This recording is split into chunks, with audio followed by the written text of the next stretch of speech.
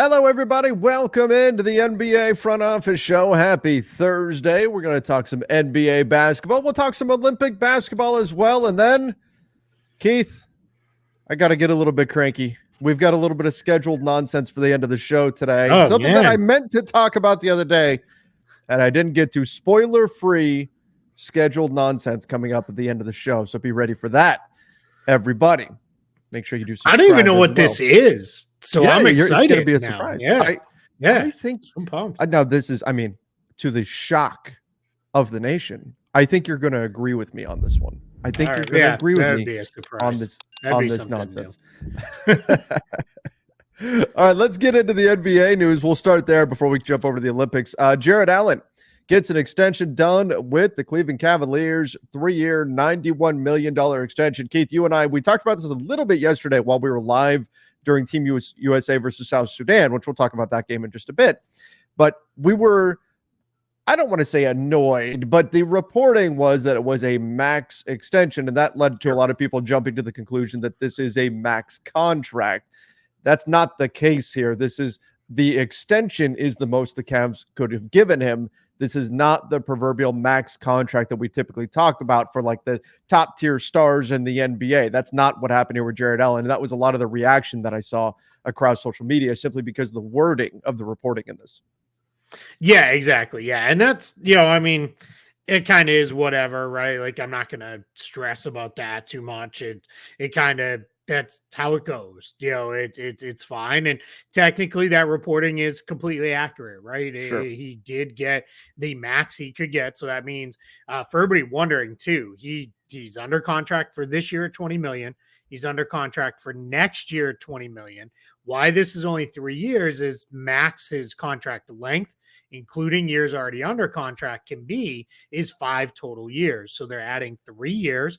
They're going to bump, presumably, unless there's some kind of incentives in there that we don't know about or something. But for now, they're going to bump him up by 40% in year one of the extension. So what does that work out to? The 26-27 season, that'll jump up to about 28 million, then it'll go up to like 30 million, and then up to roughly 31-32 million from there. So that's how you get to the 91 million in new money over those 3 years. Cavs will have Jarrett Allen. You can see we've already got it there on Spot Track. So but yeah, so those are all new deals coming in there. So you've got Mitchell's extension, Mobley's extension, Garland still has a couple years left, and now you have Allen. So we're going to see this Cavs group together for at least the next several years.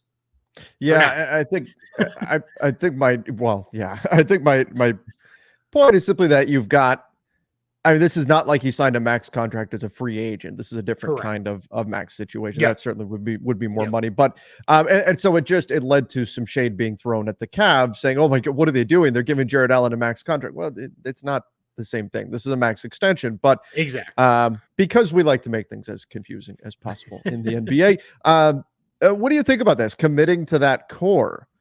I don't think it's a bad idea, but is this group good enough to where all they need is a little more time together to gel, and that's going to put them into title contention? Is that how you see this Cavs team? Because personally, I've got them like one step below that. Yeah, that's kind of where I am. I think what you've locked in, let's just say for the next, let's say 4 seasons, which is what each guy at least is under contract for. If they just kept this core together with reasonable players around them, what they have now, maybe a little better, a little worse, whatever. That's probably a for sure playoff team. Maybe in a year or two where the team underperforms, maybe they're a top 3 seed in the Eastern Conference. But it's not like this team is full of guys that are all 20 and can be expected to improve into great lengths here. I think Donovan Mitchell, Jarrett Allen kind of know what they are. Garland, I think we're probably about there for him as a finished product. And then Mobley's the one you're betting on, right? That's where we're betting. We're going to see him go to a different place offensively. If he does, well, then that changes the math quite a bit, right?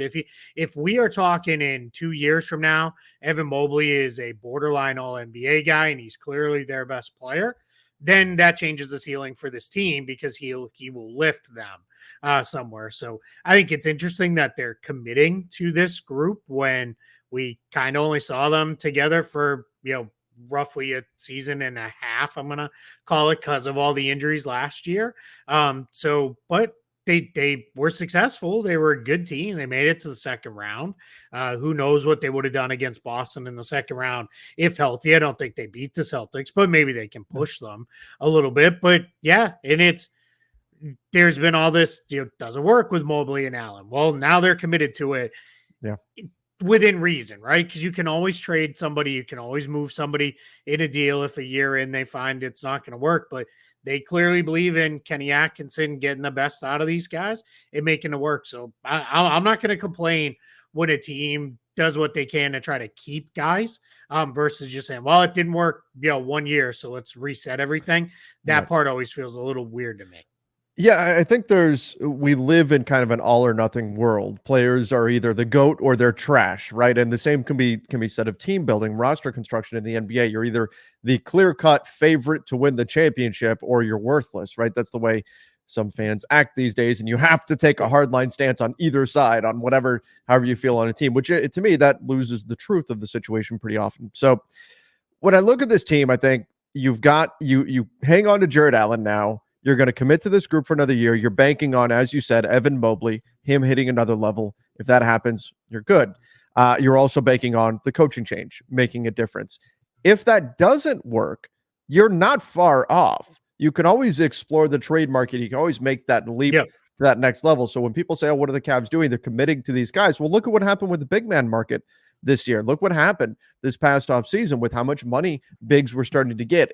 Are centers in the NBA starting to become back in vogue? And if that's the case, if things really don't work out with Jared Allen, it's not like this is going to be a contract that is an albatross or something like that. He's still a talented player. Now, teams may balk at the number of years on it, but the bottom line is you've got movable pieces on this roster should you hit a point where you say definitively this group can't do it. For the time being, you've locked in definitely playoff runs with this group. You're going to give them every chance they can, and you're not just assuming that they can't get there with Evan Mobley's growth and with a change in the coaching staff. So I like the decision to stick with this group, see what chemistry brings. You can always make a move later on if you ultimately come to the conclusion that this group simply can't get it done. Yeah, absolutely. Yeah, none of these contracts are ones that it's like, oh no, that's a mess. I mean, maybe one or two will become that. Who knows? We never know how it'll go, but none of them scream that right now. I think, had Mobley hit restricted free agency next summer, we would have seen a team give him a max offer just because that's what you would have to do to get him. So if you're the Cavs, if you believe that's the kind of player he is, go do it yourself and bring him in. I think with Allen, that's that number a couple years from now, that might even be low for what he could have got on the open market. He might have been a $30 million. I mean, in terms of full contract, yes, he got more than Isaiah Hartenstein, but he got basically what Hartenstein got over the first 2 years. So are they equal level of players? I think Allen's maybe a little bit better. So, I'm fine with that. And then Mitchell's extension, of course, he was going to get a max extension. We all knew that was coming. So, I think it's okay. It's, can Karis LeVert give you another big year? Is Max Strus going to continue to hold up as a shooter? And can, he do some stuff defensively? Can Niang and Wade give you better play all season long, meaning regular season and the playoffs off your bench? And then do you get anything out of Ty Jerome? We'll see where that goes. What happens with Isaac Okoro's free agency? There's a lot of trade rumors out there where there are teams that are interested in him in a sign and trade where Cleveland would get something back for him. Nobody really has money to make him a meaningful offer because even Utah, we talked a lot about Lauri Markkanen yesterday, but if they are going to extend Markkanen, they're renegotiating extend, they're only going to have about $11 million, and that's not going to be enough to get Okoro on an offer sheet that the Cavs won't match. So we're in a spot where let's see what it looks like. I like Jalen Tyson. If you guys are really interested, Bryce and I, when we did our Central Division Summer League prospects, we talked quite a bit about him. I really liked what I saw out of him at Summer League, and maybe he's the next wing that they need in here. So, this is a good roster. This is where I feel like everybody who's been kind of dumping on the East all year long, Mhm. yes, the bottom of the East is rotten and it's awful. And there are not like, there's not even 10 real like postseason teams in the East, but the top in the middle of the East, I think is really good. And I think the Cavs in the middle, they're just a really good team. They're Mhm. just like you said, they're a notch below those teams that are real contenders. Right. Yeah, I think that's where they're at. The Isaac Okoro situation, certainly one to keep an eye on. And then Keith, last thing here. I have not noticed this before, but can we change that to dead money or something like it? Just I'm looking at the middle of the Yeah, screen that's here a on good Spot point. Track, the Yeah. dead salary. It just says dead, and you've got poor Ricky Rubio sitting there. It just seems rather morbid and Yeah, depressing. scroll back up to the top. I think that's why, because I think it says something about or maybe a carryover from the NFL pages, because active roster is also like that's a everybody's on the active roster in the NBA. That's Right, a right. baseball and football term, and dead money is really like that's much more of a football thing. But yeah, that's a good call. I'll let them know because yeah, we don't want to call these guys. They're not dead. That's a good good feedback. All right. Gordon Hayward. Sorry, Gordon. Gordon Hayward retires. Keith, this is a little bit. I like Gordon Hayward is one of those guys where, yeah, things didn't work out in OKC, but he could keep playing somewhere. But he's making the decision to move on a college career. And I guess if a guy's decided, you know what, I've had enough, I don't want to do this anymore, then by all means, congratulations on a great career. He's made plenty of money over the course of his career. He's not going to have to worry about that. And he says, "This is it. I'm gonna sail off into the sunset." Yeah, I mean that's to me more than Gordon Hayward's done and can't play. This to me is more he just doesn't want to do it anymore. And if Yeah. you're absolutely right, if that's where he is, you'd rather have that than him sign a contract with the team, show up and be like, you know what, I don't want to do this, but now I'm under contract because that's not going to go well for anybody. So I'd rather see it go this way where he says, you know what, I'm done. Nothing says if he is 6 months into the year or whatever and decides he wants to play, he can immediately unretire because normal process is if a guy retires with money left on his contract or whatever, then it takes the other league owners have to vote to allow the player back in. That was gosh, now I can't think of who did it. Darius Miles situation back in the day. That is that Hayward's not under contract to anybody. So there's no, he could just decide, you know what, I do want to play. And a lot of times these guys say, like, I'm officially retiring, and they don't actually fill out there is paperwork. Official paperwork you submit. And they just kind of say I'm retired. In reality is they're just unsigned. Right. Because by that theory, we're retired from the NBA too. Like, you know, so, you know, well, we could say that, but it's, but yeah, I'm with you. That OKC situation was so weird. Like he just by the time we got into games that mattered, he just wasn't like it was like he wasn't even there. In the playoffs, he only took 3 shots in the entire playoffs. He just was kind of like he was just kind of out there. And I know then there was all the stuff with his wife and everything about didn't have opportunities and all this other stuff that came out. Well, yeah, but didn't exactly take advantage of them. But he could still play. He was pretty good for the Hornets. You're just signing up with Gordon Hayward for he's probably going to miss 30 or 40 games every year, and you're just going to have to deal with that part of it and you know move forward or be limited in a bunch of games too. But yeah, if 14 years in, if he's like I'm done, then you know then that's it. Keith, I was just thinking it's unfortunate, but the first thing that sticks out in my mind about Gordon Hayward, who had a long career and an excellent NBA career, it's that injury. Yeah. That's the first thing you think of when you think of Gordon Hayward. And that's unfortunate because he is an extremely talented player. I mean, look, it was season before last. He averaged 15 points a game. Like he can still do something. But yeah, that's the first thing you think of that, you know, he sits up and his foot's pointing the wrong way. Ugh. Yeah. I can still picture it. And it was I think people know what happened in that first game with the Celtics. It was 5 minutes into the game. Yeah. And like it was right like, away. It's one of those things where that is, we believe in like branch timelines, like the MCU and all that stuff. there's a timeline out there where he doesn't break his foot, and who knows what happens. Do Jaylen Brown and Jason Tatum develop into what they are? Because that was Kyrie Irving and Gordon Hayward's team. Like, and those guys were the young guns on that team. Well, one of them maybe wasn't even going to start. Jaylen Brown wasn't a starter on that team. And then Tatum, who knows if he would have stayed a starter or not, throughout the course of that year. But yeah, that was such a weird moment that the way that happened. And again, it's one of those really fascinating. What if that didn't happen? What happens to that Celtics team? What happens the next year? Was that disaster team where there were just way too many guys?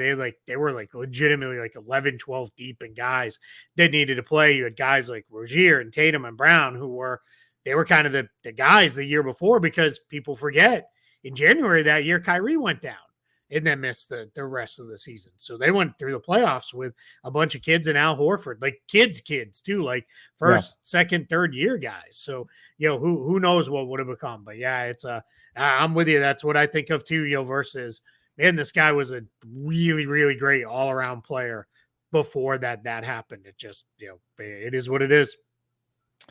All right. News that we just received right before coming on the air here. The second Kobe statue is going to be unveiled tomorrow. This was a surprise. I don't think anybody knew this was coming, but the Kobe and GiGi statue is now coming tomorrow, because tomorrow will be, by the way, happy August. Tomorrow will be August 2nd. So 8/2/2024, 8/2/24. Of course, Kobe's numbers and GiGi's number makes sense. They did that back in February as well, using the specific dates. But that statue is going to be unveiled. It's going to be a private ceremony this time. And Keith, I know there were some errors and things like that on the other statue, Sure. but on the first statue that they did. But overall, I think that went very well. Obviously, hopefully this one has no errors on it. But I'll tell you what, this is going to be, I think this will be the toughest one, like on an emotional level. This will be the Kobe and GiGi one. And that's the one that really hits home, because we know how connected Kobe was with his daughters and all of that. That's how you remember him sitting courtside with GiGi and everything. So I can't wait to see what this one looks like. Yeah, I think it hits us too. We're both dads of a daughter, so like that, definitely hits home here too. Yeah, I when you said it to me, it like kind of jogged something of like, oh, I think I remembered they were maybe doing this. I think they had announced that, but I didn't know it was coming this soon or anything like that. But yeah, I mean, this is,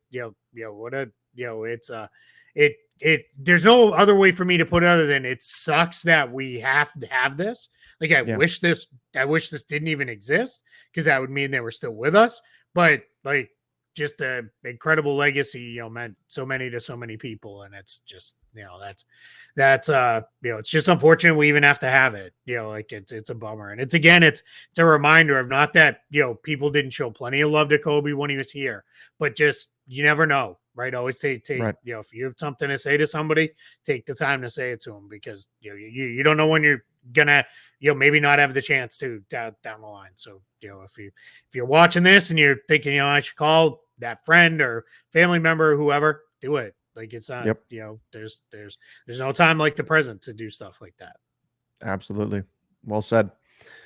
All right. We watched it together over on Playback, as well as on the Lakers Nation YouTube channel. Team USA cruised against South Sudan. This is the team that, frankly, probably should have beat the U.S. the last time they played. But the U.S. said, we're not doing that again. And they even adjusted their starting lineup. I'm a little disappointed, though, Keith. So you can tell me what you think. But they went to the starting lineup that included Jason Tatum, included Anthony Davis. Steve Kerr said it was because of the speed of South Sudan. And they're going to go back to Joel Embiid in the middle next game against Puerto Rico. Now, the U.S. did advance out of their group. But still, I thought, okay, this is a step forward for the U.S. Joel Embiid didn't even play at all against South Sudan. Yeah. But he's going to get his starting job right back next game. That's a little disappointing to me. Yeah, I think this is – I was very critical of Steve Kerr. I will continue to be critical of Steve Kerr. But I also can openly own, like, I don't know that I could do a better job managing 12 guys who are all all-star, all-NBA level players. Like, this is really, really hard to figure out how to do this. Now, I gotta believe, somebody could sit down and say, hey, we're going to win these games by blowouts. You could probably get everybody in there. But some of these guys, we talked about it before. If it's like, hey, you want to go in for the last couple minutes of a blowout, they're probably like, nah, not really. Yeah. You don't really want to. So just get them in early. Get them in the first half. Get them in, early in the second half, whatever. I don't know about the whole, I made the change because of the speed of South Sudan.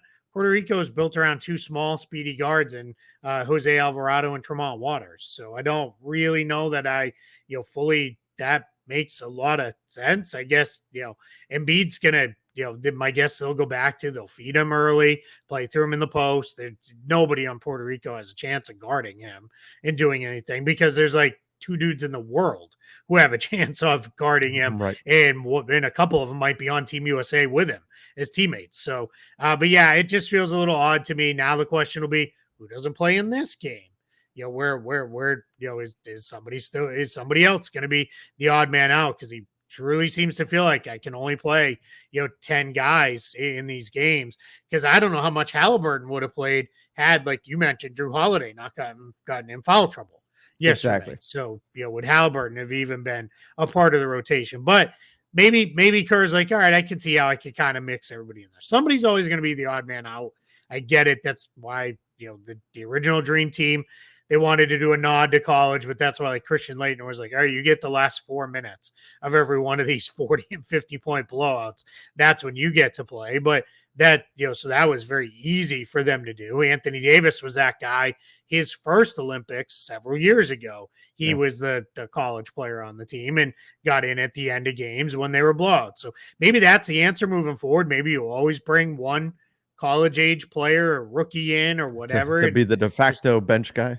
That's it, right? And then nobody gets their feelings hurt, right? Because that guy's probably just happy to be there, and you just kind of go. But yeah, I get it. But yeah, I mean, it's kind of we're in a point where none of this will matter unless it does, right? Yeah. If we're in a tight game, and I'll use we in this case because I'm full on board with Team USA. If we're in a tight game and it's like, man, what are we doing with these lineups? Then maybe it'll matter. But until then, if they're blowing everybody out, it's hard to complain too much.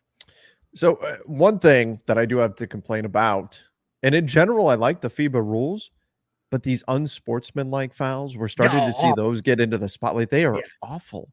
They're just terrible stuff we're seeing. I mean, I think it's the inconsistency with it. Like we saw Anthony Davis pick one up for just a spin into the post. No, he did catch the defender in the ribs, but it wasn't like he threw an elbow at him. He just kind of turned and he got contact. It was a very routine play. It was an offensive foul, but just a routine offensive foul. There was nothing significant about it. Yep. And then Derek White gets crushed in the back on a screen. And oh no, that was fine. By the way, Anthony Davis did tweak his ankle. He said afterwards he's 100%. I didn't see if there was a follow-up on Derek White, who was down holding his back for a moment. Yeah, he said he was good too. Okay. Yeah. Yeah. He said he was good too. Both of them finished the game, and they were both out there as the kind of pseudo closing line. It wasn't like they weren't closing close, but when South Sudan had made a run, Kerr did he went to a very kind of more defensive focused lineup with AD, Derek White, Andrew Holiday. They were all out there, and that kind of closed the door on South Sudan, which, I mean, can you imagine? Like, that's like I'd be like, we're supposed to score on this. Sure. Two of the best defensive guards in the league with maybe the best shot blocking big man backing them up. If we happen to beat them. Okay. Yeah. Great. That's thanks a lot, guys.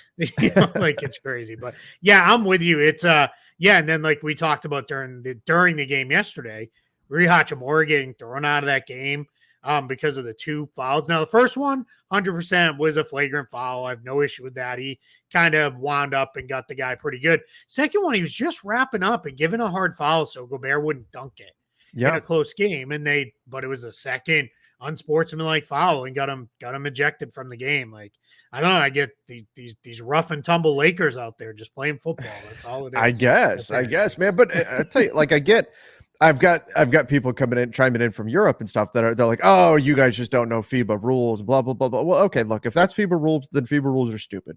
Change the rule, right? Like that, change the rule. And in general, I like FIBA rules in general. I like being able to play the live ball on the rim, but that is one of the most ridiculous things I've ever seen, that you're in this league that is championed as, oh, this is going to be real basketball and this is more physical and the NBA is soft and all that stuff. And then we're doing this kind of nonsense. Yep. Get that out of the game. Get that out of the game. Completely agree. Yeah, it's like they don't reward the foul baiting. We've seen that throughout the run-up games as well as in the Olympics, that like the guys are used to getting those calls in the NBA. Not as much at the end of last year.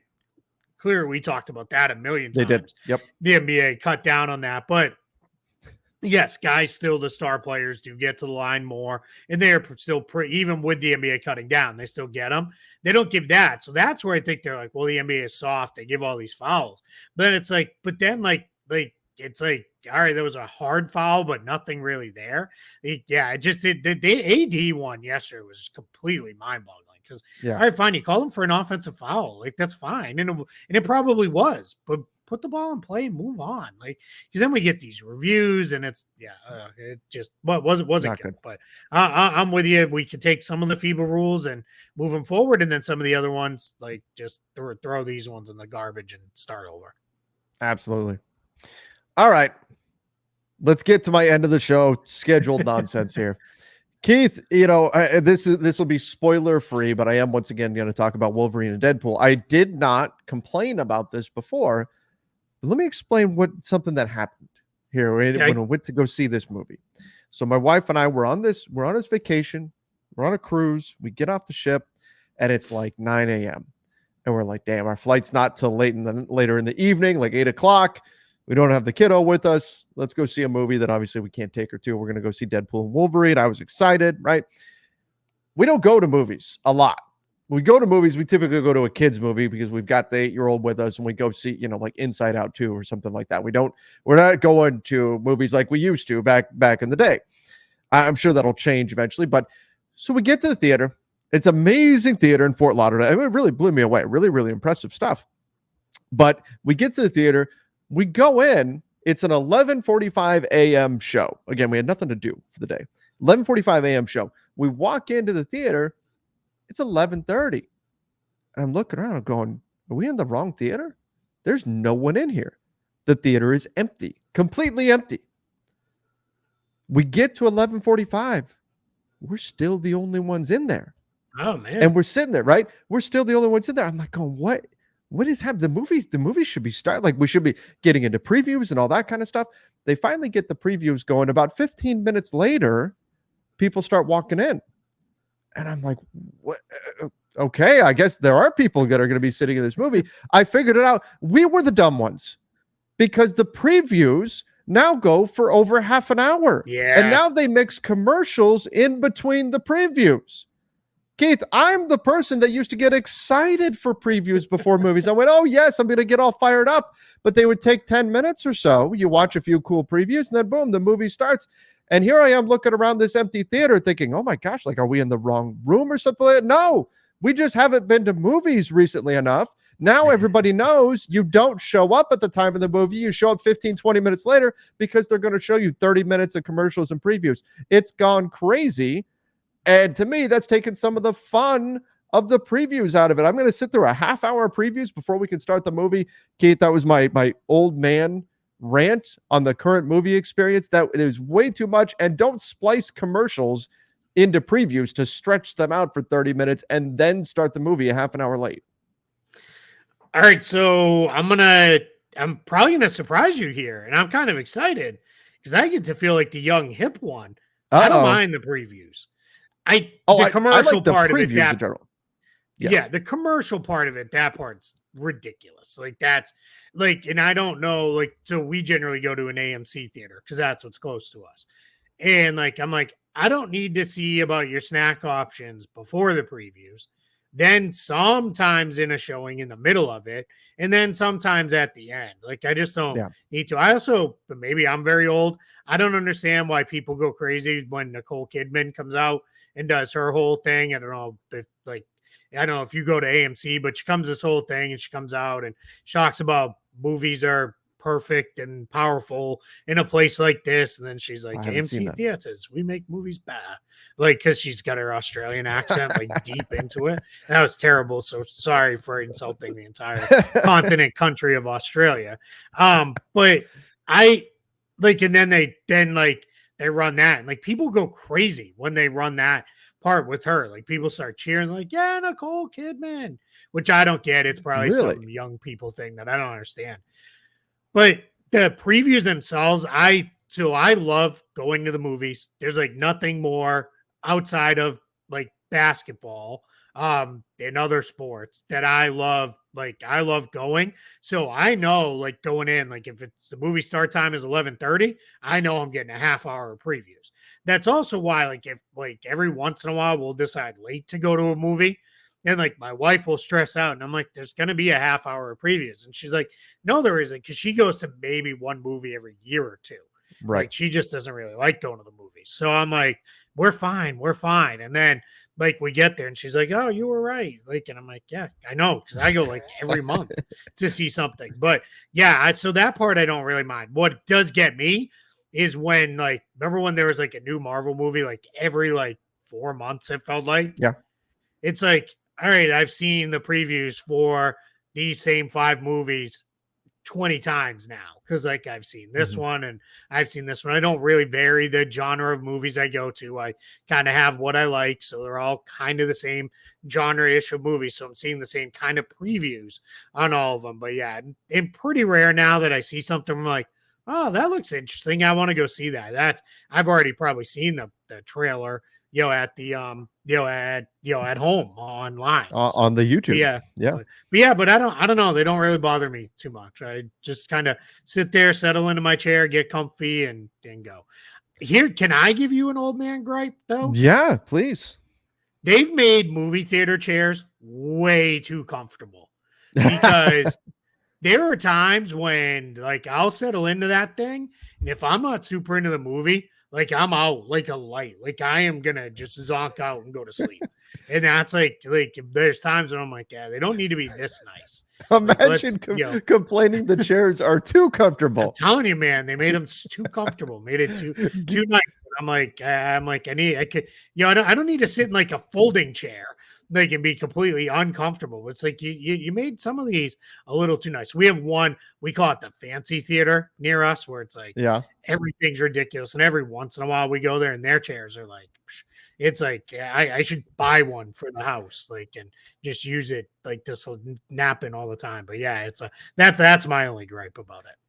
I will say it was a Regal cinema that we went to, and it was very, very nice. And the chairs were phenomenal. I mean, just excellent. Like you talked about. In fact, my wife may have dozed off for a few minutes but super comfortable. But I sat down and going, okay, the theater by us does not have this. This is awesome. This is fantastic. And the whole building was impressive, right? There was incredible stuff all throughout, and it's big screens everywhere, like arena style screens that curve around corners and all that kind of stuff, right? Which is great. But I sit down and I'm like, this chair is awesome. Keith sits down and he's like, man, I want that plastic and metal chair that we used to sit in elementary school. Give me one of those so it'll keep me awake here. I don't want to put my feet up. Like, what are we doing here? No, it's like, comfort. I know, like, it's funny. The AMC we go to, 1 or 2 now, they've redone 2 of the theaters and like blown it all out with really nice new screens and technology. And they put all these new chairs in them. In those ones, the chairs are like what I was talking about. Then there are other theaters. So there are times when I'm like, I'm going to pick the other theater, because I know I'm not going to be tempted to like doze off here, with that. So, and now people are going to be like, you can't make it through a 2-hour movie without going to sleep. And I'm like, it sucks getting old. Man, that's all I can tell you. It's between wanting to fall asleep and like struggle city to make it through without needing to go to the bathroom. That's why when I invent a movie theater, there's going to be, each theater is going to have a set of bathrooms attached direct to the theater itself. And they're going to be playing on like a TV, the movie in the stalls or in the bathroom somewhere where you can see it. So that way, if you have to run to the bathroom, you don't miss anything. So when we open nonsense cinemas, that can be something that we can add in, because I was feeling that pain as well. This is another just completely off the rails gripe. We need standardized drink sizes across the industry, because we never know. You order a medium somewhere and it may be this tiny little drink. No. A medium at Regal Cinemas, it was the child size from Parks and Rec. Yes, perfect. That's where I was going to go. Yes, it was the Rec. Parks and Rec child Yeah. size, which is roughly the size of a small child if they were liquefied, right? We were talking, Yeah. this was a bucket. It needed to have a handle on it because I was carrying like a bucket around with, and if I have a drink in front of me, I'm going to drink it. And so there's like half hour left in Wolverine and Deadpool, and I'm going, oh my gosh, I have to hold on here somehow, some way. Yep. I drank way too much of this. So I'm with you. It better accessible restrooms, but that is again old man gripe, and the whole napping thing. Yes, it is happening, and the post dinner nap has become a thing for me. So old age, man, it gets you. Yeah, man. Yeah, I hear you, man. I a lot of times too, like I just give up. I don't even bother with getting a drink anymore because I'm like, it's just gonna make me. I could just be smart and just not drink all of it, but I'm not that intelligent of a person. No. Like if I get a soda, I'm probably gonna down all of it. And it's pretty. One of the big things I've done is I've cut out a lot of soda now. Like I'll have like maybe a couple sodas a week at most, and it's more like I really like. Yeah, we have like a place that has incredible root beer that we get stuff from. So I'm like, all right, I'm gonna get a root beer, and like then I'll drink that. And I for whatever reason I like the Diet Dr Pepper from Chick-fil-A. So I'm like, all right, we're getting Chick-fil-A. I'm gonna get one there. But for the most part, I try to like, unless it's like I need that boost to get me through the day with some caffeine. Like I try to stay away from soda, but at the movies I still do it. Like and then but I pick my drink based on what my snack's gonna be. So I'm getting like something salty, I'll get a soda. But if I'm getting like Skittles or Sour Patch Kids, I'll usually go with like a lemonade instead, just because it just feels that I don't know. That's twisted, broken logic in my brain. Sugar or sugar? Yeah, right. With the lemonade. Yep. Yeah, pretty much. Yeah. So. But I mean, cutting back on them in general, that's the big thing. That's my thing is Coke Zeros, like all the zeros. I've been to all those. But I drink them way too much. I'm like, oh, it's zero. It's totally fine, man. Not really. Yep. All right. Well, that's enough nonsense, I think, for today. Now that we wound our way into complaining about drink sizes in the food industry and different versions of diet sodas and things like that. But I do appreciate everybody for joining us. Make sure you do subscribe to the channel. I promise it's not always just nonsense. So subscribe. We talked basketball for the we talked a lot of basketball. Show. Yeah. We did. And you know what? Somebody threw out the suggestion you guys should do Marvel Mondays.